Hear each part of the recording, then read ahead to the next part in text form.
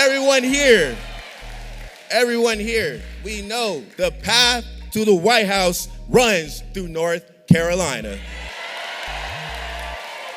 Everyone here, we know, has the power to make their voice heard and to turn the page to eliminate the extremists of Donald Trump and J.D. Vance. This election, North Carolina is simple. It's to get ready to elect Vice President Kamala Harris and Governor Tim Walz to be ready to be those candidates to fight for our freedoms, also to build a better economy. When we have their back, they have our back. And now it is my great honor to introduce the governor, our next vice president from Minnesota, Tim Walz.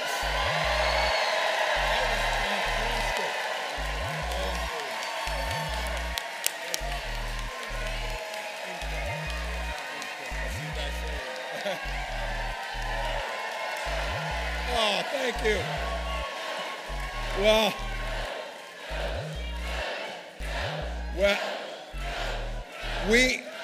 good afternoon, Durham. We're in the right spot, aren't we? In the middle of the gym, so great.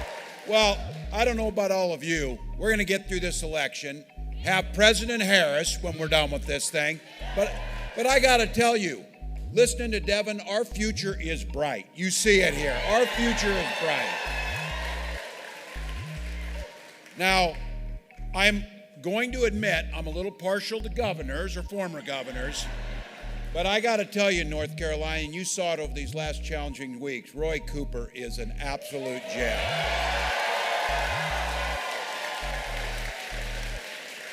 And you grow them well down here because those are pretty big shoes to fill, but I'll tell you what, Josh Stein's going to do just fine doing that.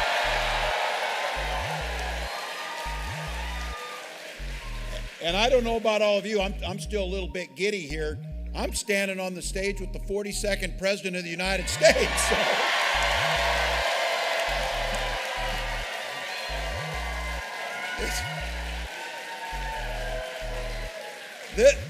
This is the comeback kid. This is a guy who knows a little bit something about being an underdog and being underestimated a bit.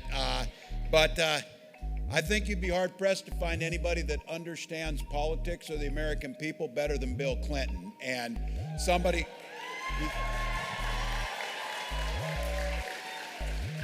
He's been a leader.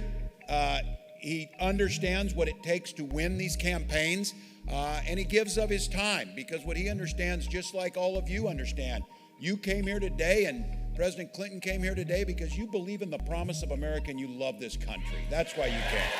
That's why you came. And I'm just glad that President Clinton and all of you are out here to make the case why we need to elect Kamala Harris the next President of the United States.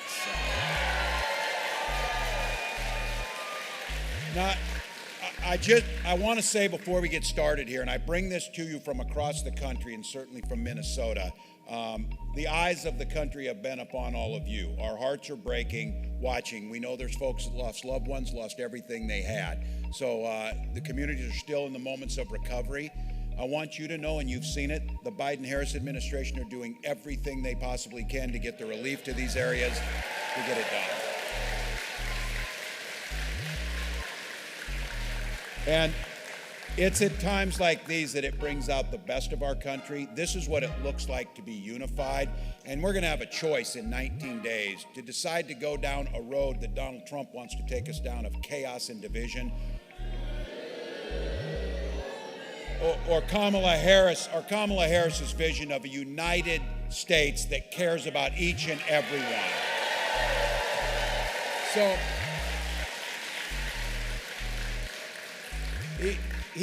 we're going everywhere. Kamala and I are going everywhere. Between the two of us, we're about regulars on Fox News now. We're just going out there, whatever. But Donald Trump's not going many places, and there's a reason why. He finally came out yesterday, and he did a little town hall on Univision. I don't know if some of you saw this. And he got pressed and asked, I wouldn't call them hard questions. I would ask them honest questions.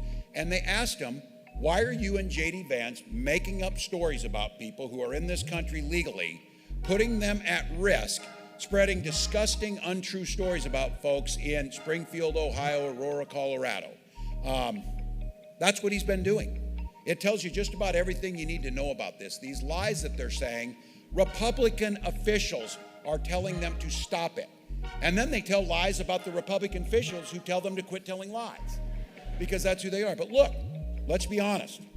There are outsiders coming into communities, stealing and moving jobs away, and making life harder for people living there. And they have names, Donald Trump and J.D. Vance. That's who they are. That is who's going there. Now, yesterday was like an epiphany day. If you remember back a couple weeks ago, we had a little debate in New York City, and I asked the simplest question that you could ever be asked as an American. Did Donald Trump lose the 2020 election? Pretty simple. Every court in the land, every person knows this. And on that night, I got kind of a smug non-response to it that, oh, Tim, we're thinking about the future, something like that. Well, yesterday, they just start saying the quiet stuff outside. He got asked about it yesterday, and he said, no, Donald Trump did not lose the 2020 election. Now, the job that we're asking for to serve the American public, we don't serve an individual. We serve the Constitution and the people of the United States. That's who we serve. J.D. Vance made it clear. His fealty is to Donald Trump, not the people of this community or any community across the country. But look, here's the good news. He is never going to be vice president, and Donald Trump is never going to be president.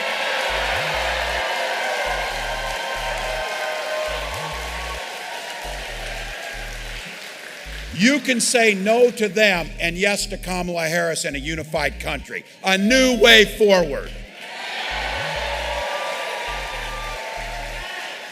I love it when Kamala Harris talks about this. A kid who grew up in Oakland, a single mom, and a kid who grew up in rural Nebraska, middle-class folks. The one thing we understand about this is the economy works best when it's fair and it's focused on the middle class. Now, that seems pretty simple to most of us, but not to these guys. So she's got a plan that we're laying out, and we're talking about it very clearly. So I've been talking to the media. She's been talking to everyone. We're going to rural Pennsylvania and laying out a plan for rural America, and we're being clear about this. Let's talk about some of the things that are in there. 100 million Americans under Kamala Harris as president will see a tax cut focused at them. You heard Devin say that I passed the largest tax cut in Minnesota history. Not for the rich, but for the middle class. They didn't get a tax cut at the top. They're doing just fine. Look, and this idea of price gouging and cost of pharmaceuticals. I hope this is sinking into people. You saw it down here and we saw it in Florida. Our hurricane's coming and all of a sudden airline prices went way up. That's not capitalism, that's price gouging. That's unfair. That's not right. And for insulin, capping it at 35, that's life and death. There's a young man in Minnesota named Alex Smith. Alex Smith aged out of his parents' insurance at 26, which we need to keep the ACA so you can stay on it to that. But Alex started rationing his insulin, and he ended up dying from it. And his mom had to come to the state capitol and say, I will not leave here until we fix this so nobody else loses their son for a $35 of medicine that costs $5 to manufacture. $5. Now, I'm very excited. We got a pretty young crowd here, and that's good. So, now, those of you that look like me, a little less hair, a little gray, I will tell all of you, though, you don't start really thinking about Medicare or Social Security until you see what it does. The greatest anti-poverty programs this country's ever seen. And Kamala Harris put forward a proposal here a week ago that is transformational. Medicare, when you get to be 60, you start paying attention to Medicare. Trust me on this. Because healthcare costs can bankrupt you. But Kamala Harris put out a plan that says, you know what, especially for rural communities across this country, Medicare will start paying for home health care so our seniors can stay in their homes. Good deed.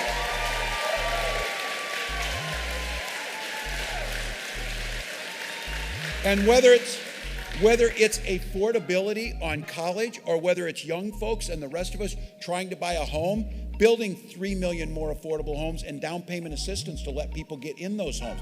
The down payment is what keeps us out of the homes. By doing the tax credit and allowing it to go forward, more people can buy homes across this country. Build right. And those of you who want to be your own boss, $50,000 tax credit to start your own businesses, and we'll get it back. President Clinton probably remembers this. We had an incredible senator from Minnesota who we lost in a plane accident way too young, named Paul Wellstone. And Paul Wellstone taught us a lot of things, but Paul Wellstone simplified the economy and made things so clear to this with a saying he had. He said, it's just simple, folks. We all do better when we all do better. That's what we're talking about. We know some folks have a tough go at it. Things get difficult for some folks. That's why earlier this week, Vice President put out and released agenda, an opportunity for black men. Look, there's no denying in this country that there are historical and systemic barriers that put up that stop people. There is no reason that home ownership rates for black families and white families should be so different, because that's generational wealth that cheats the next generation. We know that.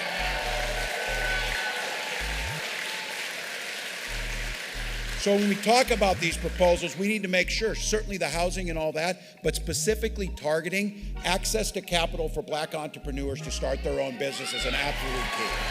Absolute key. Making sure we're targeting job training and apprenticeship programs to communities so that folks can get the skills they need, the capital they need to be their own bosses or to work in the industries that make you in the middle class. So that's an agenda that's out there. And look, our laws have taken a disproportionate impact on certain communities, and certainly the black community. Laws around cannabis have disproportionately impacted and set back folks in those communities. So when we in Minnesota talk about this, and Kamala talks about the country legalizing recreational cannabis, but make sure that the community that was most negatively impacted gets the first shot to make money in those industries. Those are the ones that make a difference.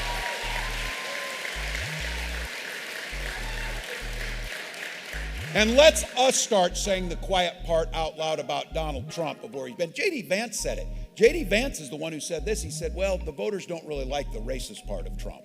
I didn't say it. He said it. He knows him best. But look, when Donald Trump is talking about bringing back stop and frisk policies and things like that, those are harassment that went on to the black community, specifically black males, and put a disproportionate number of them into incarceration and sent back an entire generation. We are not going back to those policies. We are not going back.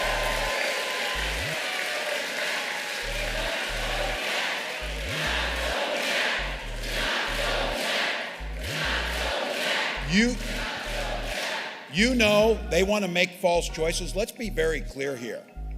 Public safety and civil rights can go hand in hand. You don't have to choose one over the other. But I want to be fair.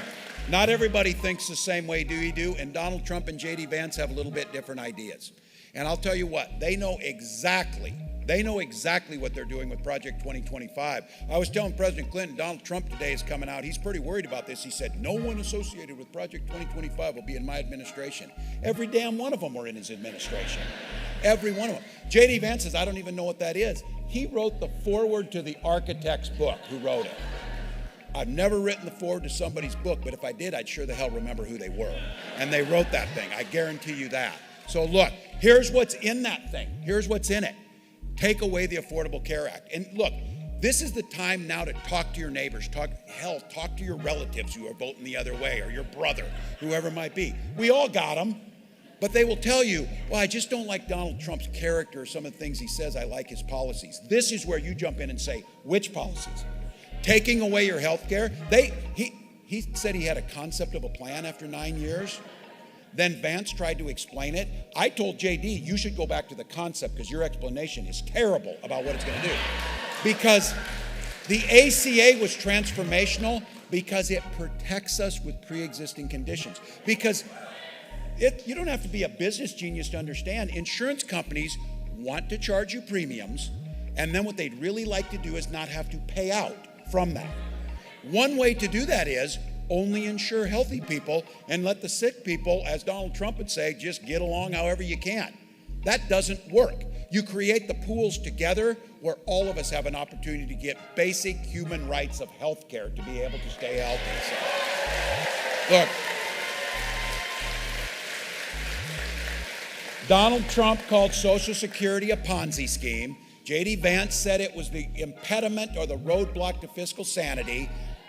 Social Security doesn't add to our national debt, and we damn sure pay into it. So when my dad dies and I'm a teenager, I got a little brother in elementary school, a stay-at-home mom, it was Social Security survivor benefits that kept our family alive, kept us going on it. That's smart.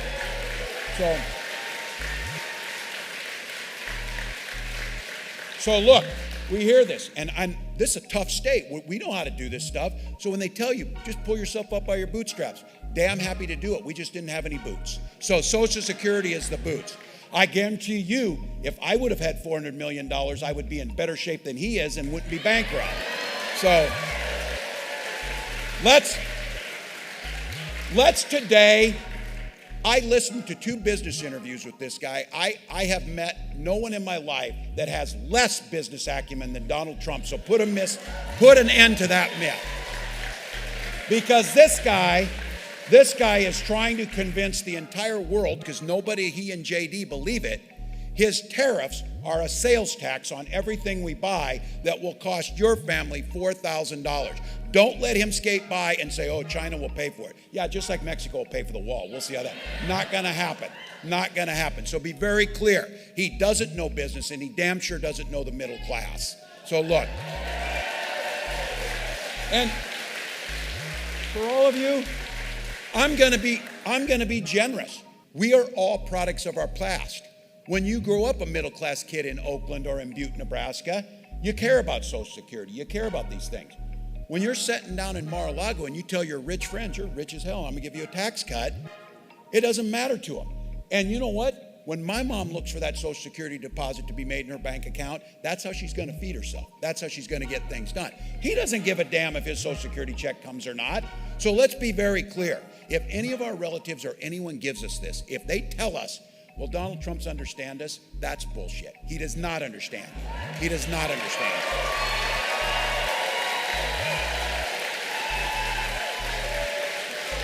Look, you know it. All right, for the little ones here, I'm a teacher. I'm sorry about that. I didn't get carried away. So, look, you know what we've got here. This issue, you've got it up on here. It's about freedom. It's about freedom. And I'll leave you with this. The freedom for women to make their own health care decisions.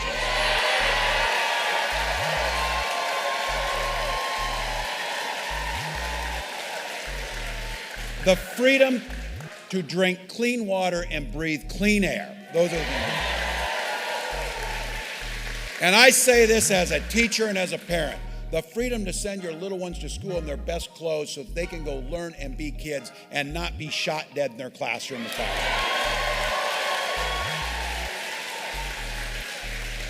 I'm taking nothing on this. I'm a veteran. I'm a hunter. I went pheasant hunting last weekend. I own firearms. Kamala Harris owns firearms. This might be I don't know, President Clinton, this might be the first time that both Democrats on the ticket are gun owners right now.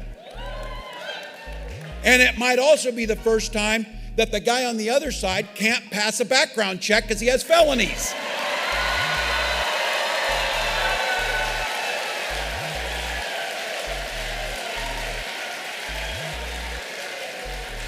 Look, there's another reason stakes in this election are so high, and you know it. Some of you hear this from folks in your life. We made it through the first term of Trump. We could probably make it through another. I am an eternal optimist. I survived over a decade supervising the high school lunchroom. I'm an optimist. I am an optimist. But I genuinely worry for the democracy of this country. There is one political party now that is pro-democracy, and that's us right now. That's the truth. So, all things aside, this is truly serious. And I say this because someone I deeply respect, General Mark Milley, he was the chairman of the Joint Chiefs of Staff, the top military official under Donald Trump. And Mark Milley doesn't have time to mince words. This is a hero who's been out there and wore the uniform for over 30 years. He told us on the record that he believes Donald Trump is fascist to the core. Trump's plan to seize unprecedented power for himself isn't hypothetical. It's written down in Project 2025. And the rest is coming right from his mouth. Last week, one of Trump's closest buddies, who he pardoned, Mike Flynn, Trump's former national security advisor, and he's a contender to be that job again in the White House. He would ask point blank, if he would lead military tribunals to carry out executions if Trump wins again. Mike Flynn answered, we have to win first. He followed up that to make sure that we understood just how batshit crazy he was. He said, the gates of hell, Mike Flynn saying this, my hell will be unleashed. This is the guy that Donald Trump wants to hand the keys to the federal government over to on security. So look, if there's anybody in your life who really meant when Donald Trump said he called for a bloodbath after this election, if they think he's just talking, I have to tell you this. You remember 2016. You remember the way he talked. This is not that Trump even. This is something much more deranged, something much more desperate, maybe to stay out of prison. And with J.D. Vance there are no guardrails around him. You know how he will vote. So look, Lord knows Republicans in Congress won't have the courage to stand up to him.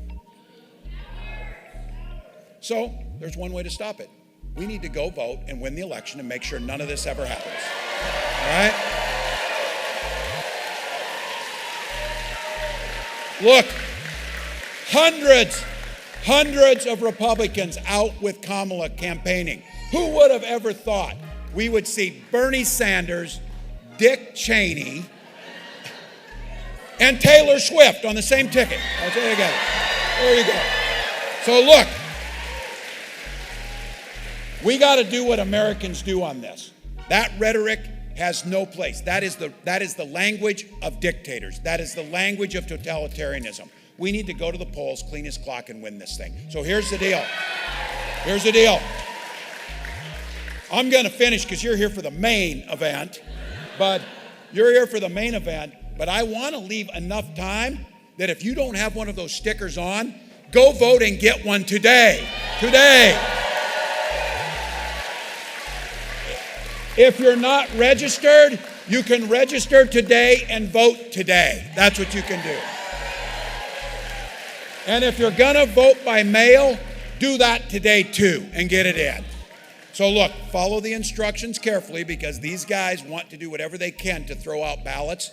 If you need to, you know what you need to do. iwillvote.com/NC will tell you exactly where to go, how to do it, how to fill out your ballot, and how to get it done. Go knock doors, go make phone calls, talk to your brother, tell him to quit voting the other way. If you want to, KamalaHarris.com, give $1 or $2, knowing that in these battleground states, it lets us build out and get things like this going. So here's the thing.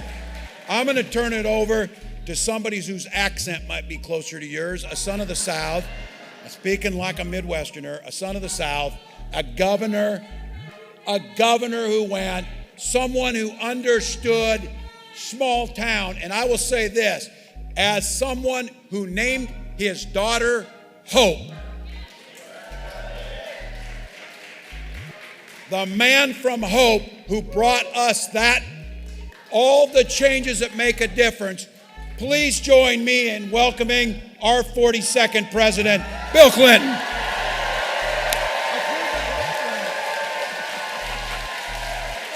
Sorry about that. Whoa. Thank you. Let's give him a hand. Now, I just have